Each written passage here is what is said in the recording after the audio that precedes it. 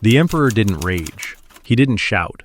He examined the object in his hands, turned it, bent it, let it flex, and then asked one question. Does anyone else know how to make this? The inventor said, no.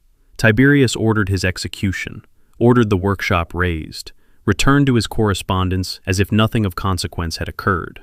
This was not cruelty. This was economics. What the emperor held was a glass that bent without breaking, that survived being thrown against the marble floor, a material that, if released into the Roman economy, would collapse the price of gold and silver overnight. The inventor's crime wasn't fraud, wasn't treason. He had simply solved the wrong problem at the wrong time. His name was never recorded. The year was somewhere in the 1st century of the Common Era. For roughly 2,000 years after his death, flexible glass remained impossible, until laboratories at Corning and MIT quietly cracked the problem in the early 2000s, give or take a few centuries. That's the thing about this list. The technologies on it did not fail. They were not ahead of their time in the romantic sense.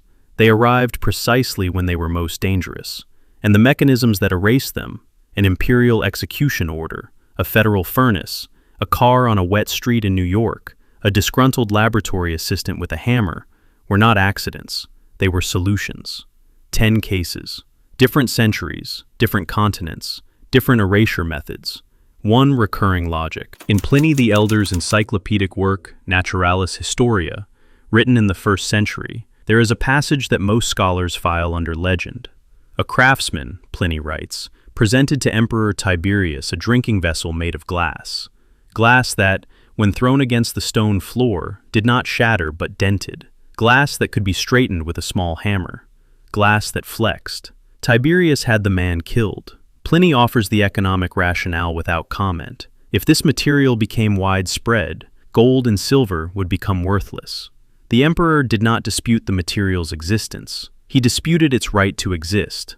Modern materials science has a phrase for what Pliny was describing: a glass with a crystalline microstructure that allows plastic deformation. We now produce this commercially. It is used in smartphone screens, in architectural glazing, in aerospace components. The research cost hundreds of millions of dollars across multiple decades at institutions including the Massachusetts Institute of Technology, Corning Incorporated, and the Tokyo Institute of Technology. The Roman prototype required none of that investment. It required one craftsman, working alone, who found a process we still don't fully understand, because he was killed before he could document it, and the workshop where the process existed was destroyed before anyone could examine it. The mainstream position is straightforward and honest. Pliny may have been recording an embellished anecdote. The chemistry of a truly flexible glass is challenging enough that the story might simply be false. This is possible. Pliny was a careful writer, but he wrote about many things. What the mainstream position does not address is the mechanism. Tiberius did not say the glass was a fraud. Tiberius said the glass was dangerous. An emperor of Rome killed a craftsman not because he was lying, but because what he had built was real enough to threaten the financial architecture of the ancient world.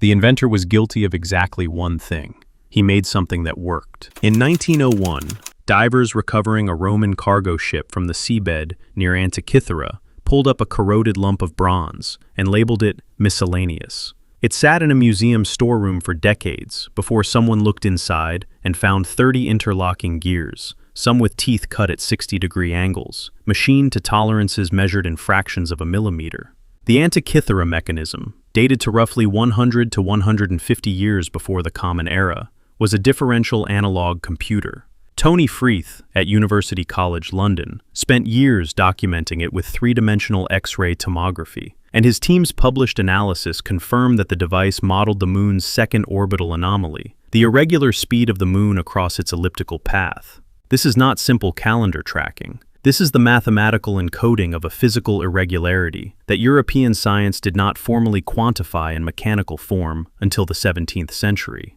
The mechanism did it in bronze 2,000 years earlier. The scholarly explanation for its disappearance is honest. Bronze was a military resource, and when cities fell, precision instruments were melted for weapons. The objects were lost to conquest and entropy. But here is what the mainstream explanation does not account for. You can melt bronze. You cannot melt knowledge. If the craftsmen who built the Antikythera mechanism knew how to cut differential gearing, they could teach it, write it, draw it. Vitruvius wrote about gears. Hero of Alexandria wrote about pneumatics and automata. Neither one describes epicyclic gearing for astronomical computation. Not a word, not a sketch. The knowledge did not fade, it stopped. No workshop producing such devices has ever been found. No gear blank, no mold, no second example in 2,000 years of Mediterranean excavation. The mechanism references an operating manual in its inscriptions, meaning there was an institution that trained users, meaning multiple people once operated devices like this, and that institution left no other trace. I have spent long enough with the academic literature on this case to feel certain of one thing. The object is real, the dating is solid, and the gap between what the mechanism implies and what the surviving record shows is not a mystery of archaeology. It is a mystery of institutional collapse. Somewhere between the 2nd century before the Common Era and the 5th century of the Common Era, an entire engineering tradition was lost so completely that even its documentation did not survive. We found the last object. Everything else went with the empire that made it. He was 18 years old. He had no engineering degree. He lived in Seattle, and in 1919 he filed United States Patent number 1,723,422, a device he described as an atmospheric power generator, claiming it captured ambient radioactive energy from the surrounding atmosphere and converted it into usable electrical current. The Seattle Post-Intelligencer sent a journalist. The journalist watched a boat cross Portage Bay under the power of a device about the size of a car battery, connected to no external source. He described it running for hours. He wrote it up. The story ran.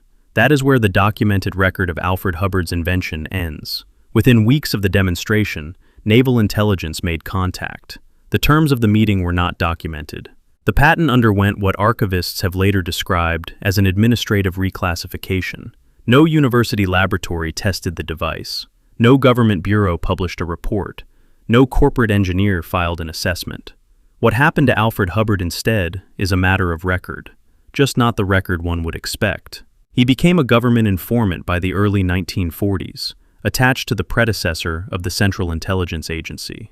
After the war, he spent 15 years facilitating hundreds of psychedelic drug trials across North America and Canada, introducing Aldous Huxley to lysergic acid diethylamide, coordinating sessions at the Hollywood Hospital in British Columbia, operating what his biographers describe as a gray zone intelligence career that had no clear civilian explanation. The coil itself was never heard from again. No replication, no second demonstration, no peer review, nothing. I have looked at this case longer than I should admit, and I keep arriving at the same difficulty. Whether the device worked is a question I cannot answer. But the trajectory of a man who files a patent for a fuel-free power generator at 18 and spends the rest of his life running classified experiments for intelligence agencies, that is not an inventor's biography. That is a recruitment file. Someone made a calculation about Alfred Hubbard and the atmospheric power generator, and the calculation resulted in the device disappearing and the man continuing to work in a different capacity for the people who came to visit him. What that calculation was, the record does not say. 1,000 miles from Seattle, 15 years later, a Russian-born French engineer named George Lakhovsky had obtained access to terminal wards at some of the most prestigious hospitals in Paris. His device was roughly the size of a wardrobe. It generated an electromagnetic field spanning a broad spectrum of radio frequencies simultaneously, hundreds of bands broadcasting at once, flooding the room with oscillations at every wavelength Lakhovsky considered biologically relevant. He called it the multiple wave oscillator. His theory, every living cell resonates at a natural electromagnetic frequency, and disease represents a disruption of that resonance. By broadcasting all frequencies at once, the oscillator would allow each cell to find and lock onto its own signature, re-establishing the coherence that illness had broken. Dr. Émile Jasmin at the Hôpital de la Salpêtrière in Paris documented case files. Lakhovsky's earlier experiments with geraniums infected with crown gall tumors, published in his 1925 monograph, The Secret of Life, had shown measurable effects in plant tissue. Human cases were more complicated to assess. Some patients showed what the documentation described as partial or full remission of terminal conditions. The methodology was uncontrolled, the sample sizes were small, and the American Medical Association never investigated the device at all. On July 31, 1942, Lakhovsky was struck by a car in New York City. He was 73 years old. He died shortly afterward from his injuries. His equipment, the oscillators, the prototypes, the clinical records accumulated over 2 decades of hospital work, was confiscated by the facility that had treated him. His estate spent years attempting to locate the machines. Most of it was never returned. The official record says an elderly man was struck by a car in wartime New York. No driver was identified. No investigation was opened. His equipment was impounded in the administrative confusion following his death. Think through what Lakhovsky had been doing for the 15 years before he died, demonstrating cancer remission in hospital wards, publishing results in French medical journals, operating at the intersection of electromagnetic engineering and oncology in a city occupied by a regime that had active interest in captured medical technology. Dying in a city that, in the summer of 1942, contained the intelligence services of at least 4 major powers, all running operations simultaneously. The mainstream position is that the multiple wave oscillator was pseudoscience, that the clinical results were placebo effects and poorly controlled data, that an old man died in an accident.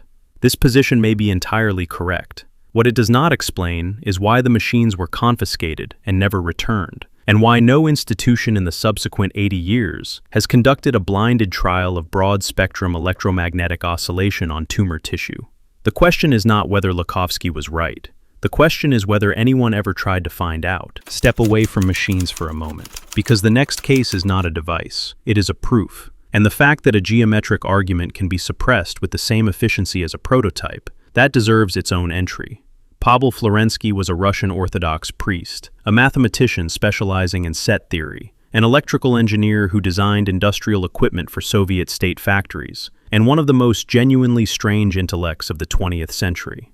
The Bolsheviks tolerated him through the 1920s because his engineering knowledge was useful. His theology was less convenient, but could be managed. In 1920, he published Reverse Perspective, a theoretical paper on the geometry of visual space. His argument, the conventions of Western linear perspective, embedded in European art since the Renaissance and woven into the mathematical foundations of classical optics, rested on an assumption that was never proven, that the optimal model of visual space is a single fixed viewpoint projected onto a flat plane. Florensky said this was not a natural truth, it was a cultural choice, and it was wrong. Florensky argued this assumption distorted spatial relationships in ways a real observer would never actually perceive, and that the non-linear perspective found in Byzantine icon painting was not a failed attempt at Western realism, but a geometrically coherent alternative framework. The argument anticipates ideas that would later appear in projective geometry, in the psychology of perception, and in non-Euclidean spatial modeling. Whether it is correct in all its claims is still actively debated. What it is not is pseudoscience. It is a careful mathematical argument from a credentialed researcher, engaging with foundational questions in the geometry of perception. In 1933, Florensky was arrested by the Soviet secret police on charges of being part of a counter-revolutionary organization. In 1937, he was shot at Sandermokh in Karelia. His manuscripts were confiscated. Significant portions of his theoretical work were sealed in Soviet archives. The bulk of his philosophical and mathematical writing was not published until after 1991, more than 50 years after his death. When the archives opened, scholars found thousands of pages, ideas on the theology of mathematics, on the geometry of time, on the relationship between entropy and consciousness, on perspectives in visual space that European academic tradition was only beginning to formalize. The Soviet system did not execute Florensky because his geometry was wrong. Wrong geometry is ignored. Wrong geometry gets a dismissive footnote in a journal. The system executed Florensky because a man who thinks this carefully about foundations is dangerous to a regime that requires foundations to be unquestioned. The argument he was making, that the most basic visual and mathematical assumptions of Western science might rest on contingent rather than necessary truths, is the most politically dangerous kind of argument there is. His papers survived, in sealed boxes, for 50 years, published to an audience that had already moved, in certain fields, to positions Florensky had outlined in 1920. The knowledge did not die with him. It simply lost 50 years. And 50 years is a long time in mathematics. Ford Field, Detroit, 1928. A Pittsburgh inventor named Lester Hendershot has set up a device the size of a shoebox on a workbench. No fuel connection, no battery terminals, no power cord. The device ran motors. It powered lights. Among the witnesses was Charles Lindbergh, not yet the politically complicated figure of the late 30s, but the most celebrated engineer pilot in the world, the man who had designed and flown the Spirit of St. Louis the previous year. Lindbergh was a technically sophisticated observer. When press accounts of the demonstration later asked for his assessment, his response was carefully non-committal. He had witnessed what appeared to be genuine electrical output from a device with no identifiable power source. He did not call it a breakthrough. He did not call it a fraud. In the weeks following the Detroit demonstration, Hendershot began receiving threats. He described a poisoning attempt that left him hospitalized. He moved several times. He refused to patent the device, stating in interviews that he had heard what happened to Alfred Hubbard's patent 9 years earlier in Seattle and preferred the uncertainty of obscurity to the certainty of classification. He continued demonstrating the device for selected audiences through the 1930s, with diminishing access and increasing paranoia. He died in 1961. His son, Mark, spent the following decades attempting to reconstruct the device from his father's notes. Mark claimed partial success in the 1970s. The full output his father had demonstrated at Ford Field remained beyond him. Here is what this case has that others on this list do not. Lindbergh's presence is documented. His presence means an independent and technically qualified observer witnessed the demonstration and declined to call it fraud. That single fact separates Hendershot from a long list of inventors whose only witnesses were financial backers with obvious motives. Why didn't the world find out what Hendershot had? He never fully said. He told his son that he had spent 30 years watching what happened to people who filed certain kinds of patents, and he had decided the answer was no. Whether that decision was wisdom or paranoia, the device is gone. The notes are fragmentary. The son's reconstruction is unverified. And the one independent witness who saw the machine operate died in 1974 without ever giving a detailed technical statement. What was in the shoebox? We don't know, and that is precisely the kind of ending that tends not to be an accident. John Worrell Keely of Philadelphia is the most difficult entry on this list, and I'm going to be honest about why. From 1874 to 1898, Keely demonstrated devices in his laboratory that he claimed operated on what he called vibratory sympathy, the conversion of molecular resonance frequencies into mechanical and electrical energy. He raised what would be equivalent to roughly $80 million in today's terms from investors who watched those demonstrations and found them convincing. He never delivered a commercial product. He died in 1898 with the machine still 6 months from completion, as it had been for 24 years. After his death, investigators tore up the floor of his laboratory and found a concealed compressed air reservoir connected to his demonstration apparatus by hidden pipes. The device ran on ordinary hydraulic pressure. The fraud was professional and sustained. Here is what I cannot square with a clean, simple fraud verdict. The mechanical engineers who examined the hidden system calculated that its pressure output was insufficient to account for the full range of forces Keely's machine had reportedly produced in his strongest demonstrations. Not insufficient by a factor of 2 or 3, by orders of magnitude for the most extreme effects.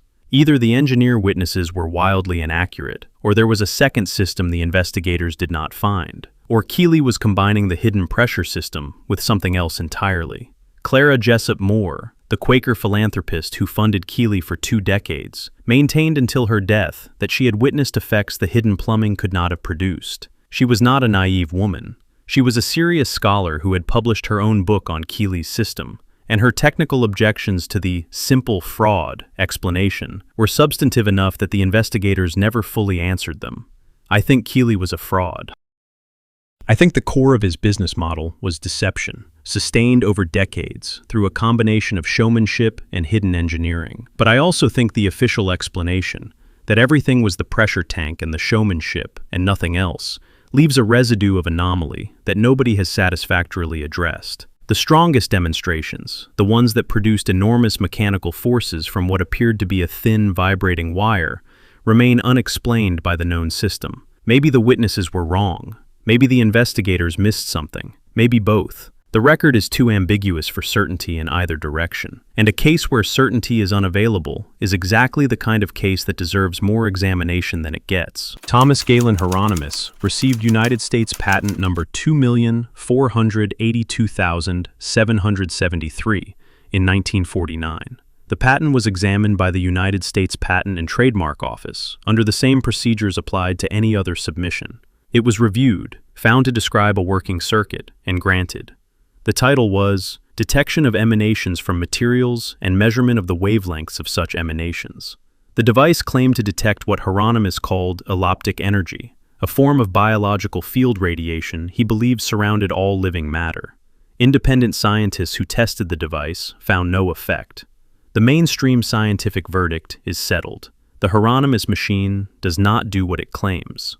What the mainstream verdict does not address is the patent. A patent requires a working mechanism. The USPTO examiner found a working mechanism. Whether what the mechanism detected was alloptic energy or something more prosaic, the circuitry described in the patent is real circuitry, and it was examined and approved by a federal agency. Then there is the John Campbell problem. Campbell was the editor of Analog Science Fiction magazine from 1937 to 1971, and the most technically literate science communicator of his generation. In the early 1950s, he published a piece claiming that engineers working on the National Aeronautics and Space Administration's Project Mercury had used the Hieronymus machine's schematic diagram without building the physical device as what he called an abstract training instrument. The symbolic circuit on paper, Campbell claimed, produced the same measurable training effects as the physical machine would have. NASA denied any such use. The engineers named in Campbell's account denied any such use. The story has not been independently verified. The patent exists. The denial exists. The gap between them is where this case lives. No institution has revisited the device with modern instrumentation. No blinded trial of its physical effects has been conducted under peer-reviewed conditions. The verdict is borrowed from 1949. The technology being used to assess it is considerably more sophisticated now. What would a contemporary study find? Nobody appears interested in finding out. A device with a real, examined, federally issued patent describing its circuitry has never been retested with modern instrumentation. The question it raises sits in a drawer, neither answered nor formally closed. Thomas Henry Murray worked in Salt Lake City across the 1920s and 30s, and what he demonstrated was specific enough to be falsifiable. 50,000 watts of electrical output, 35 100-watt light bulbs powered simultaneously. A device with no connection to any power grid, no fuel reservoir, no battery system of sufficient capacity to produce that output for the duration of the demonstrations. Witnesses included electrical engineers, a Utah state senator, and corporate representatives with investment authority. Multiple demonstrations, consistent output. Murray's theory involved extracting usable electrical power from the ambient background electromagnetic environment, the continuous low-level radiation field surrounding the Earth. He called it radiant energy and wrote about it at length in his book published in 1960. The theory is not consistent with current electromagnetic physics, but the theory and the demonstration are separate questions. The demonstration was either a sustained fraud or it wasn't, and the witnesses who observed it were either all deceived or they weren't. The critical component of the device was a detector element Murray called his Swedish stone. He claimed it had taken years to develop. He never revealed its composition. He never allowed independent spectroscopic analysis. Without knowing what the Swedish stone was made of, the device cannot be replicated. In 1939, a laboratory assistant named Harvey Farnsworth destroyed the device during a confrontation with Murray. The Swedish stone was destroyed with it. Before that, Murray was shot on at least 2 documented occasions. His car was tampered with on a third. He reported that foreign agents, he identified them as Soviet, had made attempts to steal the device. Federal Bureau of Investigation records obtained under the Freedom of Information Act confirmed that the Bureau had opened a file on Murray's work and was aware of Soviet intelligence interest in it. The FBI file exists. The shooting incidents are documented in local press. The full contents of the file remain partially classified. No charges were ever filed against Farnsworth. No official investigation of the device's destruction was opened. What was the Swedish stone? John Moray, Thomas's son, spent 4 decades attempting to reconstruct it. He never succeeded. Whatever combination of materials produced the effect his father demonstrated, if it produced an effect at all, died in a Salt Lake City laboratory in 1939 and has not been recovered. The Bureau knew something worth watching was happening in that laboratory. We do not know what it was, and the one man who could have said died in 1974, still insisting the device had worked, still unable to rebuild it. This one does not end with a question. It ends with a fact that should be harder to accept than it apparently is. In 1956, agents of the Food and Drug Administration of the United States of America traveled to New York City and incinerated the publications and equipment of an Austrian-born psychiatrist and biophysicist named Wilhelm Reich. They came back in 1960 and burned what remained. This is the last documented book burning conducted by an agency of the United States government. Reich had been a student of Sigmund Freud in Vienna. He had fled Austria before the Nazis, built a research institute in Norway, then relocated to the United States in 1939. Over 4 decades, he developed a theoretical framework centered on what he called orgone energy, a universal biological energy he claimed pervaded all living matter and could be accumulated, measured, and directed.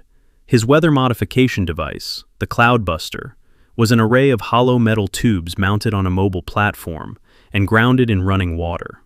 By directing the tubes at the sky, he claimed, an operator could influence cloud formation and induce or suppress precipitation.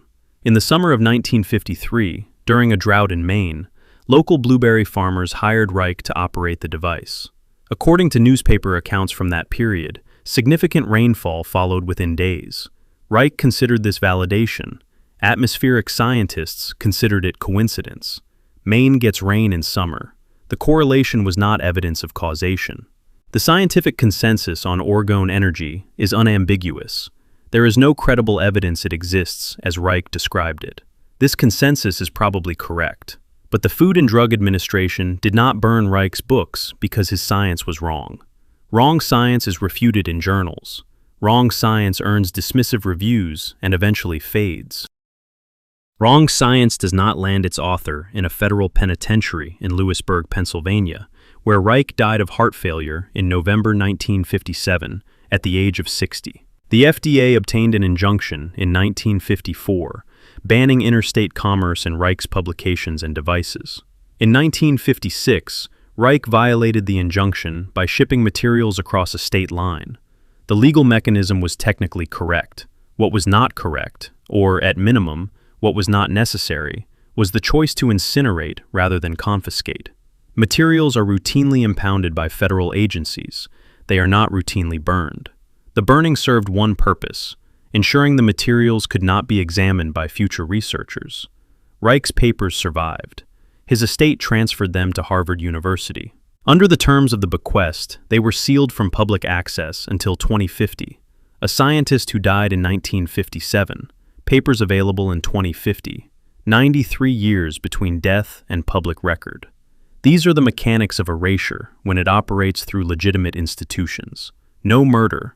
One man died in prison, arguably of neglect, but the death was not attributed to foul play. No confiscation. The materials were destroyed, which is legally distinct. No suppression order. An injunction is a civil matter, not a state secret. Everything was procedural. Everything followed rules. And at the end of the procedure, the books were ash. That is the final lesson of this investigation. The most durable mechanism of erasure is not the executive order or the midnight visit. It is the bureaucratic process, correctly applied to a target that cannot defend itself. You do not need a conspiracy to burn a library. You need a form, a filing, a judge with a reasonable interpretation of a commerce statute, and agents willing to follow instructions. 10 technologies, some frauds, some genuine anomalies. Some things we will never be able to assess because the evidence was deliberately destroyed before assessment became possible. The tragedy is not that they failed. Some of them failed, and the failure was real. The tragedy is that in each case, the question of whether they worked was answered not by investigation, but by termination. The world did not find out. It was decided that the world would not find out. You watch 10 cases and notice the pattern. Most people encounter these stories individually and dismiss each one. You saw them together. The mechanism does not require a conspiracy. It requires only that the same calculation, too dangerous, too disruptive, too inconvenient, be made independently by enough people in enough positions of power over enough decades. Which of these 10 troubles you most? Not the strangest. The one where the absence of investigation is hardest to explain. Name it. Make the case for why the gap matters. Best argument gets pinned. Subscribe. The list continues. It is longer than 10.